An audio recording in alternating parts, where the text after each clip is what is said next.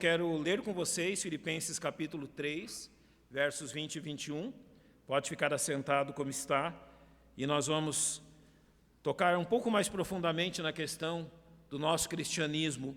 Agora se domingo olhamos para a nossa cidadania terrestre, como agimos como cidadãos do nosso país, hoje nós olhamos para a nossa cidadania celestial e o que se requer de nós em relação a ela. Ouça com atenção, Filipenses 3, 20 e 21. Mas a nossa cidade está nos céus, de onde também esperamos o Salvador, o Senhor Jesus Cristo. Transformará o nosso corpo abatido para ser conforme o seu corpo glorioso, segundo o seu eficaz poder, de sujeitar também a si todas as coisas. Pai, nós temos Tua palavra aberta diante de nossos olhos e confiamos que Teu Espírito Santo nos ajudará, a fim de nos iluminar e dar o entendimento desta verdade, trazer-nos realmente convencimento daquilo que devemos viver como Teus filhos, que realmente a nossa inteligência, a nossa capacidade, ó Pai, seja usada por Ele para compreendermos e aplicarmos em nosso viver. Nessa dependência nós oramos em nome de Cristo, nosso tão grande Salvador. Amém. Cidadão do céu. Quem é este, não é? Quem é este que a Bíblia tem estabelecido dessa forma, como alguém que está com os pés neste mundo, mas cuja cidadania é celestial, dos quais se requerem um certo tipo de comportamento, certas qualidades e certas questões que devem ser vistas neles, e que quando as desprezamos, estamos enfraquecendo o grande poder do testemunho cristão neste mundo. Se há algo que falta em nossa era, em nosso tempo, é simplesmente filhos de Deus que estejam dispostos a viver como cristãos. O livro de Filipenses, todo momento, nos lembra isso. Que a única coisa que Deus requer de nós, que nós precisamos para esse tempo, é simplesmente praticar nosso cristianismo. Nada mais do que isso. Simplesmente demonstrar que Jesus Cristo é alguém real para nós. Isso em todas as nossas atitudes. E aqui, quando Paulo nos lembra dessa verdade, lembra aos filipenses, ele vai colocar diante de nós algumas questões que são importantes. E eu quero, a primeira delas, demonstrar, fazendo uma contrapartida entre os versos 18 e 19. Se você pode acompanhar comigo, os versos 18 e 19 dizem: porque muitos há, dos quais muitas vezes vos disse, e agora também digo, chorando, que são inimigos da cruz de Cristo. Agora preste atenção nas qualidades deles. Ele diz: cujo fim é a perdição, cujo Deus é o quê? O ventre, e cuja glória é para a confusão deles mesmos. E a grande característica deles é qual? Só pensam nas coisas terrenas. É realmente um desperdício de nosso cristianismo, quando as pessoas observam a mesma coisa em nós. Quando as pessoas olham para nós e não percebem qualquer perspectiva da vida futura, qualquer perspectiva realmente que nós aguardamos algo melhor do que temos aqui. Se as pessoas olham para nós e elas enxergam em nós cristãos o mesmo que enxergam nelas, que são incrédulas, há algo errado conosco. E o poder do testemunho da igreja muito se esvai, irmãos. Porque simplesmente nós nos igualamos com as pessoas deste mundo. E não vivemos de acordo com aquilo que esse verso está nos dizendo. Realmente, a primeira grande característica de um filho de Deus que vive neste mundo e cuja cidadania é celestial diz respeito ao testemunho daquele que é o seu líder, o seu Senhor. Notem aqui que no verso 19 é dito desses homens que o Deus deles é o ventre. Ou seja, eles estão preocupados unicamente com os seus desejos. A glória deles confunde a eles próprios. E finalmente o verso 19 termina dizendo que a mente e o coração deles pensa apenas nas coisas terrenas. Em relação aos filhos de Deus, se eles querem realmente demonstrar o seu testemunho, eles têm que deixar claro que o Senhor deles é Jesus Cristo. E é isso que está faltando à nossa geração.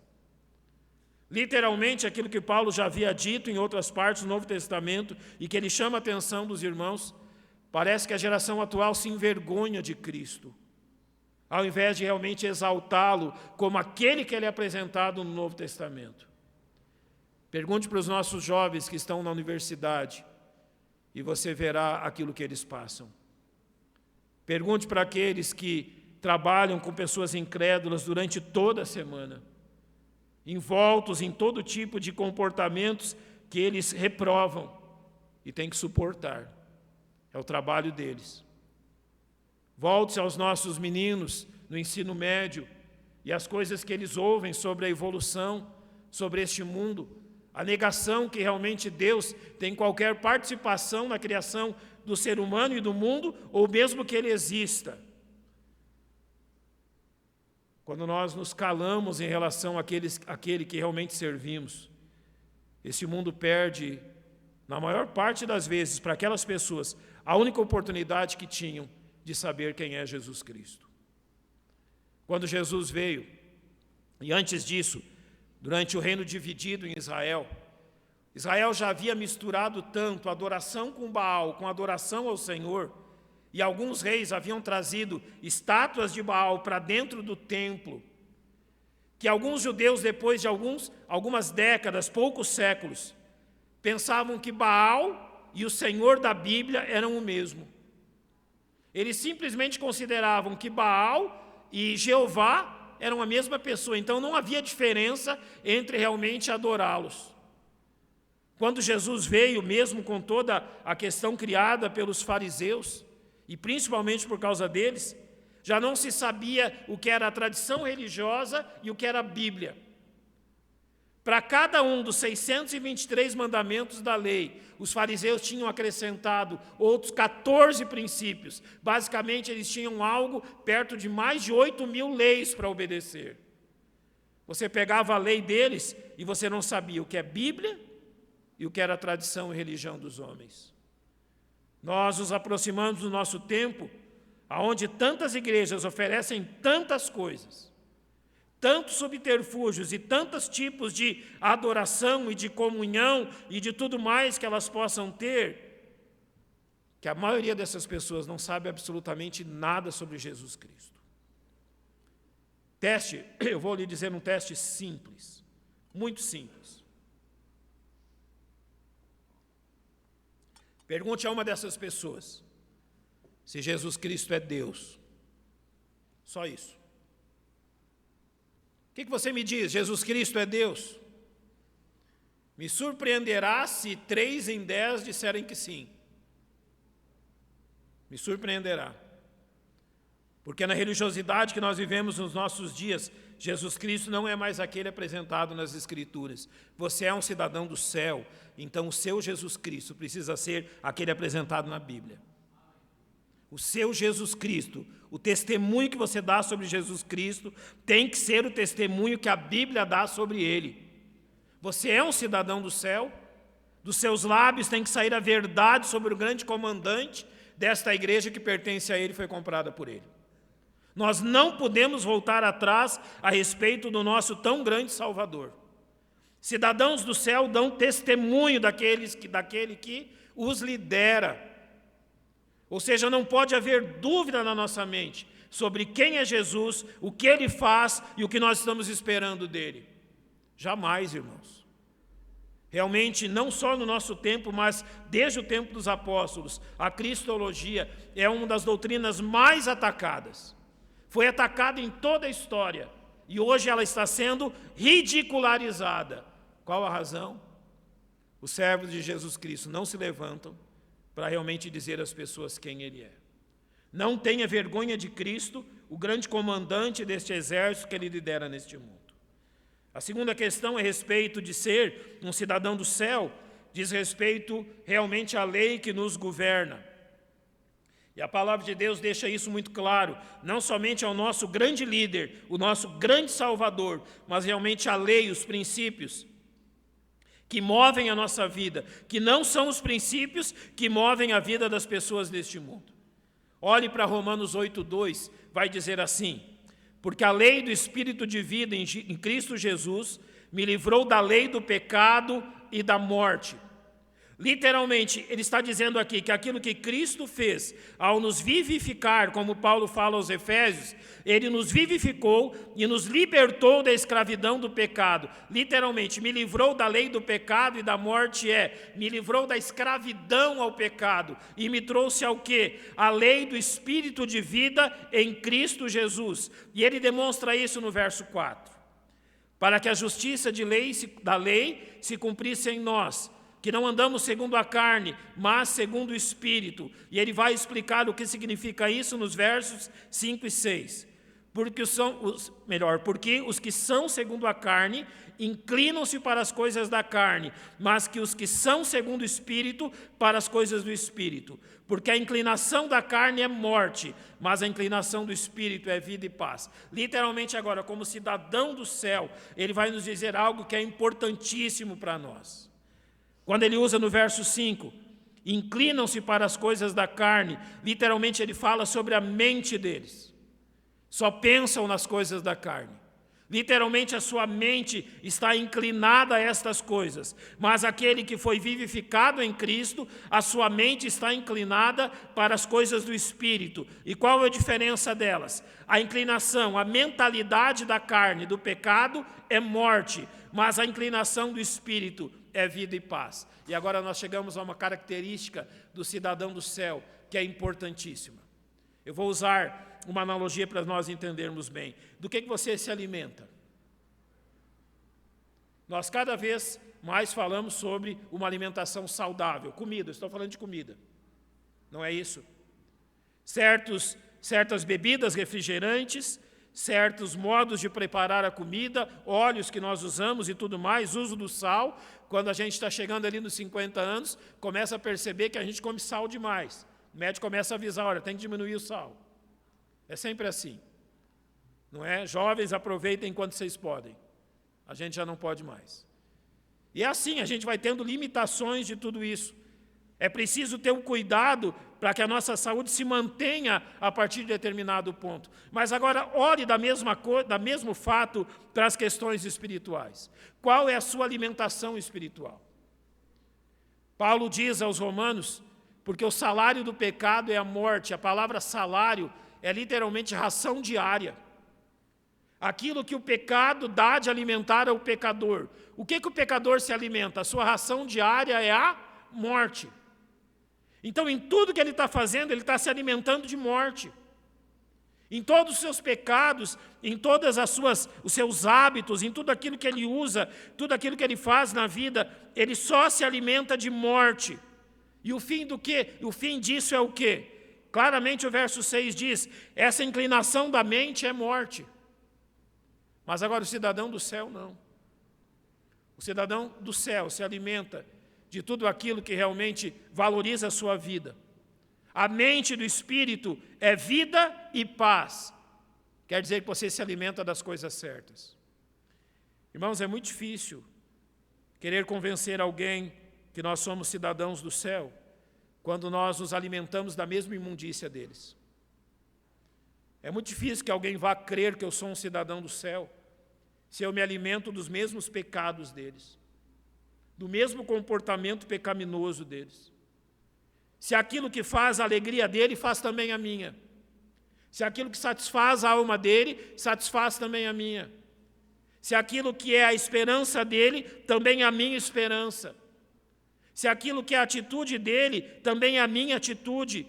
A mente da carne é morte, mas a inclinação da mente, quando o Espírito nos conduz, nos leva à vida e paz. Cidadãos do céu e cidadãos dessa terra não se alimentam das mesmas coisas. Não se alegram com as mesmas coisas. Não se satisfazem com as mesmas coisas. Sinceramente, você acha que os incrédulos gostam quando nos visitam nos cultos aqui na igreja? Você sinceramente acha que eles se sentem bem? Se eles se sentirem bem, tem alguma coisa errada conosco. Se eles entrarem na nossa igreja e se sentirem bem com aquilo que está sendo feito aqui, tem alguma coisa errada conosco. Porque tudo que tem aqui é aquilo que a alma deles despreza. Que a mente realmente do pecado, a inclinação da carne, não deseja. Ou seja, eles precisam vir aqui para conhecer que há uma outra opção, além daquilo que eles têm vivido. Eles precisam perceber que nós os alimentamos de coisas diferentes do que eles. Que nós realmente temos prazeres que são diferentes deles. E que aquilo que nós prezamos e valorizamos é diferente deles. Se a inclinação da carne nos leva ao pecado, a inclinação do Espírito nos leva às coisas de Deus. E assim eles vão ser convencidos do caminho que eles estão andando. A terceira grande questão, eu vou ser rápida nela, é que as características daquele que é um cidadão do céu realmente demonstram os direitos e privilégios concedidos a ele por sua posição. Ele é um cidadão do céu, e é normal que os cidadãos de um país possam fazer determinadas coisas que em outros países seja proibido. Você já percebeu como cidadãos do reino do céu têm direito a algumas coisas que as pessoas, os cidadãos deste mundo não têm? Primeiro, um acesso irrestrito ao trono de Deus. Às vezes nós, na nossa compaixão, queremos imaginar que Deus ouve a oração daqueles que não creem em Jesus Cristo. Às vezes, por compaixão da dor e do sofrimento, está lá o homem incrédulo que rejeita Jesus Cristo, que confia nos ídolos, fazendo a sua oração, e às vezes nós pensamos assim, pobrezinho, Deus deve ter ouvido a oração dele. Deus não ouve a oração de ninguém que rejeite a Cristo como seu Salvador. A única oração que Deus ouvirá de tal pessoa é a sua oração de arrependimento e fé em Cristo. Mas até que chegue esse dia, Deus não ouvirá o clamor dessas pessoas. Mas Deus ouve o seu clamor todos os dias. Você acorda de manhã e ora por você, pela sua família, por aqueles que estão sofrendo. Deus ouve e atende durante o dia. Nós compartilhamos nossos pedidos aqui, oramos uns pelos outros, passam-se alguns dias e nós ouvimos de como Deus tem abençoado a Lara, que está em tratamento, o seu Joaquim, que está em tratamento, o pai da Gleive e tantas outras pessoas. Nós pedimos a Deus por determinadas questões, como a irmã Betânia enfrentou nesses dias, e nós percebemos como Deus vai fortalecendo seus filhos. Isso é um privilégio dos cidadãos do céu. Orar e saber que Deus responde às orações deles. Mas mais do que isso, realmente este mundo não tem a promessa que nós temos como filhos de Deus. O nosso próprio comandante disse que onde houverem 2 ou 3 reunidos em meu nome, ali estarei com eles. Ninguém nesse mundo tem essa promessa.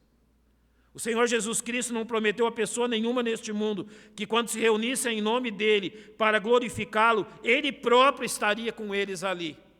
A sua onipresença garante e permite que Ele esteja com os crentes ao redor deste mundo inteiro, fortalecendo-os e cuidando deles. Você é um cidadão do céu, só você tem essa promessa. Ninguém mais pode garantir isso. Quando nós viajamos, quando nós estamos longe, nós não pedimos sempre que a presença de Deus nos guarde, nos proteja. É interessante que a maior parte dos livramentos que o Senhor nos dá, nós não somos nem conscientes deles. Talvez lá no céu Ele nos mostre de quantas coisas Ele nos livrou, mas a sua presença é que nos fortalece. E, finalmente, os cidadãos do céu têm o privilégio de uma carta escrita para eles. Palavra de Deus. O grande Senhor, o grande comandante do exército, deixou-nos uma carta, e quando nós lemos, por exemplo, a Epístola a Efésios, ela é exatamente isso. Uma carta escrita aos cidadãos do céu. Na Epístola aos Efésios, a igreja é vista sentada com Cristo no céu. E Deus simplesmente escreveu uma carta aos seus filhos, enquanto andam neste mundo. Então, para encerrarmos, diante destes privilégios, qual realmente deve ser a nossa conduta? Primeiro, como cidadão celestial, preste muita atenção na forma que você encara e naquilo que você espera desse mundo. Em João 17, 15 e 16, Jesus diz: não peço que os tires do mundo, mas que os livres do mal. Não são do mundo, como eu do mundo não sou. Uma questão para pensarmos em nosso coração. Qual é o seu interesse nesse mundo? O que é que você busca nesse mundo? Você busca consolo nesse mundo? Você busca algum tipo de certeza ou esperança? A única coisa que fazemos neste mundo é dar testemunho de nosso Salvador, enquanto estamos atentos aos perigos que nos cercam. Desde o início eu tenho dito a vocês, a vida cristã não é um passeio no shopping. Se assemelha mais a um tour pela Ucrânia atualmente. Você sabe que a Ucrânia está em guerra. Não é igual um passeio ao parque, uma ida a Caldas Novas ou algo assim. A vida dos cidadãos do céu neste mundo, como peregrinos e forasteiros, é um plano de guerra. É um tempo de guerra. Você observa as coisas assim? Em Colossenses capítulo 3, Paulo nos diz assim: portanto, se já ressuscitastes com Cristo, buscai as coisas que são de cima, onde Cristo está sentado à destra de Deus. Pensai nas coisas que são de cima, e não nas que são da terra, porque já estáis mortos, e a vossa vida está escondida com Cristo em Deus. Quando Cristo, que é a nossa vida, se manifestar, então também vós vos manifestareis com Ele em glória. O verso 2 diz, pensai nas coisas que são da onde? De cima. Eu usei esse texto há poucos dias com vocês, e nós imaginamos da seguinte forma: se o Senhor Jesus fizesse entre nós um plebiscito, dizendo se nós gostaríamos que Ele viesse hoje buscar a sua igreja, ou se nós determinaríamos um outro tempo para que Ele viesse, creio eu que a maioria dos crentes diria que era melhor que Jesus viesse daqui a alguns anos. Senhor, olha, nós esperamos por Ti, mas quem sabe o Senhor não deixa o arrebatamento para daqui a 3, 5 ou 10 anos. Eu tenho tantos planos. Ao invés de verdadeiramente aguardá-lo agora. E qual é a razão? Eles não pensam nas coisas de cima. Pensam nas que são da terra. E assim perdem as bênçãos dele. Verdadeiramente o cristão tem em sua cidadania celestial sua maior e bendita esperança. Por quê? Por aquilo que 1 João 3,2 diz. Amados, agora somos filhos de Deus e ainda não é manifestado o que havemos de ser. Mas sabemos que quando Ele se manifestar, seremos semelhantes a Ele, porque assim como é, o veremos. Literalmente, o que João está nos dizendo aqui é que quando o nosso tão grande comandante vier, vai ser não iniciada, mas dada continuidade a nós, esta vida eterna que Ele nos deu, de uma forma que nós não podemos imaginar. Paulo dá um vislumbre dela em 1 Coríntios 15, 52, ele diz, não abrir e fechar de olhos ante a última trombeta, porque a trombeta soará e os mortos restarão incorruptíveis, e nós seremos transformados, porque convém que isto que é corruptível se revista da incorruptibilidade, e isso que é mortal se revista da imortalidade. Você, sinceramente, como cidadão do céu, tem desejo de viver num mundo sem pecado? Num mundo onde o pecado não causará mais as dores que nos tem causado. Porque os cidadãos do céu aguardam a manifestação do Salvador, que lhes prometeu isso. Talvez, irmãos, as preocupações excessivas como cidadãos deste mundo, e não digo que elas sejam injustas, é preciso sim ter cuidado com a vida deste mundo. Nós não podemos virar as costas para as nossas responsabilidades diárias aqui nessa terra. Nós devemos fazer o melhor que está diante de nós. Faça o melhor no seu trabalho, seja o melhor cidadão desse país que você puder ser, realmente seja um homem honrado e digno, seja um homem honesto enquanto anda neste mundo, realmente faça valer o seu testemunho de cristão nesse mundo, esteja atento a todos os detalhes. Apenas uma coisa: